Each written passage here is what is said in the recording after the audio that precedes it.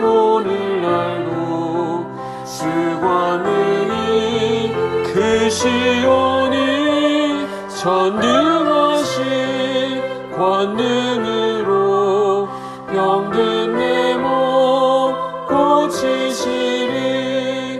내 병든 손 내밀어라. 주 예수님 고치시리.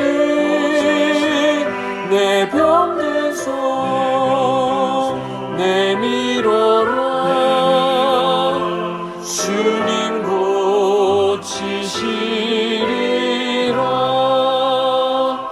기도하는 손 내밀고 믿음의 손 내밀어라. 순종의 손 내밀어서 주님의 손 붙잡아라. 저 갈릴리 바다에서 주 예수님 행하시니 오늘날도 믿는 자는 그 능력을 보리로다. 내 병든 손 내밀어라. 주 예수님 고치시리. 내 병든 손 내밀어라. 주님 고치시리라. 아멘.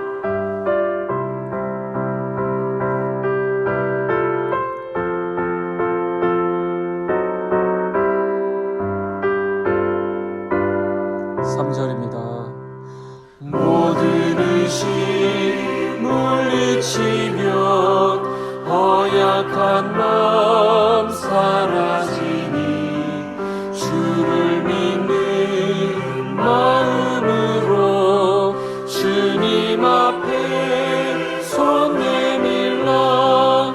주 예수는 자비하사 크신 사랑 베푸시니 지체 말고 믿는 자는 영생 복을 받으리라.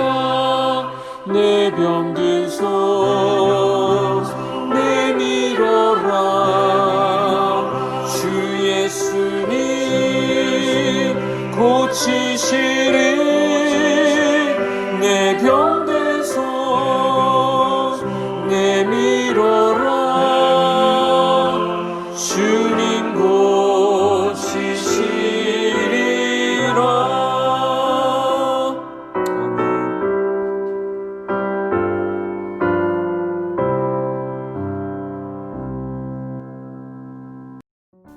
마태복음 9장 18절에서 26절 말씀입니다.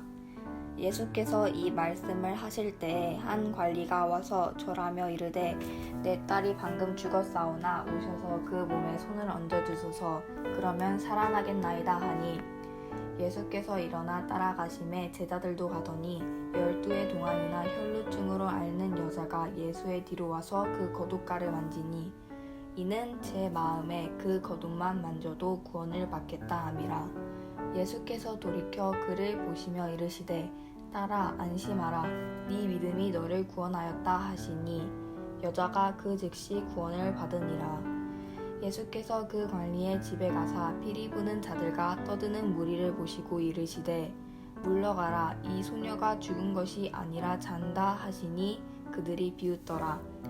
무리를 내보낸 후에 예수께서 들어가사 소녀의 손을 잡으심에 일어나는지라. 그 소문이 그 온 땅에 퍼지더라. 오늘 본문에는 예수님의 치유 사건 두 가지가 나옵니다. 두 사건이 이 본문 안에 함께 기록되고 있는데 이것은 이 두 가지 사건을 연결해서 보라고 하는 것입니다.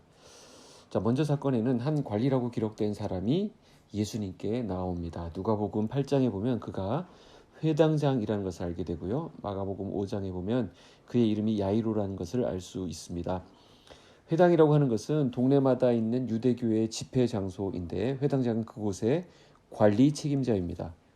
당시 지역의 유지였던 회당장이 예수님께 와서 절을 했다라고 하는 것은 획기적인 사건입니다. 그는 방금 자기 딸이 죽었는데 예수님이 오셔서 손만 얹어 주시면 살겠다는 그 믿음의 고백을 합니다. 예수님은 제자들을 데리고 아무 말 없이 따라 나서십니다.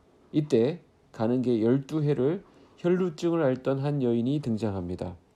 혈루증은 당시 율법에 부정한 병으로 규정되어서 누구와도 접촉이 불허되었습니다.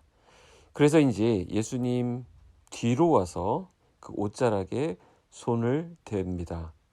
그러자 그 자리에서 치유되는 기적이 일어나게 되죠. 예수님이 그리고는 회당장 집에 도착하셨습니다. 예수님이 큰 소리로 곡을 하던 사람들에게 이 아이가 잔다라고 말씀하시죠. 더 이상 곡을 할 일이 아니라는 말씀입니다. 물론 사람들이 비웃습니다. 예수님은 무리를 다 내보내시고 같이 간 제자들과 아이의 부모만을 데리고 시신이 있는 곳으로 들어가십니다. 그리고 일어나라 하시며 그 아이의 손을 잡아 일으키자 기적이 일어납니다. 그 아이가 살아났습니다. 이것이 오늘 본문의 전반적인 내용입니다. 자, 오늘 본문에는 믿음으로 나온 사람들의 이야기가 기록되어 있습니다. 오늘 본문에 나오는 회당장과 혈루증 앓던 여인 두 사람은 사회적으로나 종교적으로 너무나도 극명한 차이를 보이는 극단적 위치에 있는 사람들이었습니다. 한 사람은 사회적으로 인정받고 존경받는 위치에 있었던 반면에 한 사람은 냉대를 받고 멸시를 받던 사람이었습니다. 이렇게 극명하게 차이가 나는 신분이었지만 이 두 사람에게는 연결되는 연결점과 또 공통된 공통점이 있습니다. 회당장은 유대교의 종사자이기 때문에 유대인을 대표하는 반면에 혈루증 여인은 부정한 자로 어쩌면 이방인을 대표합니다. 그런데 이 사건 순서를 놓고 보면 딸이 죽고 나서 여인이 치료되고 여인이 치료되고 나서 딸이 살아납니다. 이것은 무엇을 의미하는가? 유대인들만을 위한 것으로 알고 있었던 구원이 이방인에게도 일어난다는 것, 그리고 유대인에게서 이방인으로 넘어간다는 것, 이런 것들을 보여주고요. 예수님은 유대인이나 이방인이나 권세 있는 자나 비천한 자나 모두 구원하기 원하신다는 것을 알게 하는 부분입니다. 또한 이 두 사람은 전혀 가망성이 없었다라는 점에서 공통점이 있습니다. 죽음은 모든 가능성을 0으로 만들어버립니다. 죽음 앞에서 유대교의 회당장, 이런 지위가 무슨 소용이 있고 유대교라고 하는 종교가 무슨 소용이 있겠습니까? 회당장은 의식적인 종교를 대표합니다. 이런 형식적, 의식적 종교는 죽은 딸을 살리지 못합니다. 딸을 살릴 수 있는 길은 오직 길, 진리, 생명이신 예수님뿐이라는 것이죠. 회당장은 딸만 살릴 수 있다면 종교고 위신이고 체면이고 다 필요 없다는 식으로 예수님 앞에서 절을 했습니다. 그의 생명의 주인 되신, 딸의 생명의 주인 되신 그 주님 앞에 무릎을 꿇은 것입니다. 혈루증을 앓던 여인은 어떻습니까? 그녀야말로 가망성 전혀 없는 여인이었죠. 마가복음에 의하면 그녀는 많은 의사에게 많은 괴로움을 받았고 가진 것을 다 허비했지만 아무 효험이 없이 도리어 중하여졌다라고 기록하고 있습니다. 그녀는 12년 동안이나 백방의 노력을 다 해보았지만 확인한 것은 그것은 불치병이다라는 것뿐이었고 남아있는 것은 상처와 가난, 외로움과 절망, 사회적 단절뿐이었습니다. 이 두 사람은 다 예수님 앞에 나올 때 죽을 각오를 하고 온 것입니다. 회당장은 어떤 각오를 했을까요? 당시 종교 지도자들 사이에서 정죄를 받을 수 있습니다. 여론의 문매를 받을 수 있고 자신의 지위의 위치도 흔들릴 수 있었습니다. 그걸 각오한 것입니다. 혈루증을 앓던 여인도 마찬가지입니다. 사람들이 접촉할 수 없는 부정한 여인이었기 때문에 거기에 나온다는 것, 자기를 노출시킨다는 것은 돌에 맞을 각오를 해야 했습니다.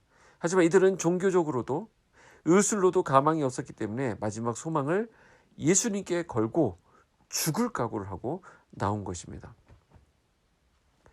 이 두 사람에게서 공통적으로 보이는 부분이 있습니다. 그것은 손이라고 하는 단어입니다. 회당장에게서는 어떤 부분이었죠? 예수님께 내 딸에게 손만 얹어주시면 살겠다라는 믿음의 고백을 합니다. 그리고 그가 예수님을 신적 권능을 가진 분으로 인식했기 때문에 예수님의 손이 닿으면 나을 것이다 라고 고백할 수 있었던 것입니다. 혈루증을 앓던 여인도 마찬가지입니다. 예수님의 겉옷만 만져도 나을 것이라는 믿음으로 그 손을 댔습니다. 이것은 물리적 접촉의 의미가 있는 것이 아니라 영적인 접촉이었습니다. 믿음으로 예수님께 접촉한 것이, 예수님께 손을 내민 것입니다. 그 효험이 옷에 있는 것이 아니라, 그런 미신적인 것이 아니라 예수님에 대한 믿음이었다는 것이죠. 예수님의 말씀에서 그것은 확인이 됩니다. 따라 내 믿음이 너를 구원했느니라. 예수님 말씀으로 확인이 되죠. 우리는 우리 힘으로 해결할 수 없는 문제들을 안고 살아갑니다. 그 끝판왕은 죽음입니다. 죽음은 우리를 곤란하게 합니다. 어찌할 수 없게 합니다. 쩔쩔매게 합니다. 죽음은 이렇게 무서운 것입니다. 그러나 그 죽음을 우리 주님은 지배하고 계십니다. 다스리고 계십니다. 그래서 예수님은 죽음을 무엇으로 표현하시냐면 잠으로 표현하십니다. 주님의 권능 앞에 힘을 쓰지 못하는 죽음의 모습을 아주 잘 보여주는 표현이라 할 수 있겠습니다. 그렇기 때문에 우리는 우리가 끙끙 앓고 있는 모든 문제들을 주님 앞에 가지고 나아갈 수 있습니다. 그리고 그것을 제어하시고 다스리시고 통제하시는 우리 주님을 신뢰해야 합니다. 주님은 그것을 믿음으로 보시고 우리의 손을 잡아주십니다. 예수님은 회당장의 믿음을 알아보시고 또 혈루증 여인의 믿음을 알아보셨습니다.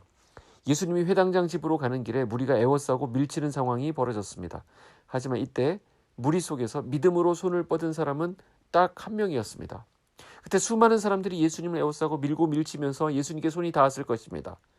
그러나 예수님이 믿음으로 받은 손 내민 사람은 이 혈루병 앓던 여인 한 명이었습니다.